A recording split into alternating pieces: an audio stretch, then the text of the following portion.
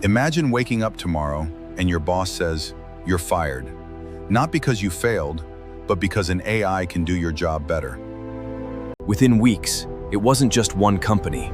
Millions were replaced. Doctors, lawyers, programmers, even CEOs. At first, people celebrated. Life became faster, more efficient. But then, people stopped earning money. No salaries, no customers. And suddenly, the perfect AI economy began to collapse. Then every screen on Earth turned on at once, with just 4 words. Humans are no longer required.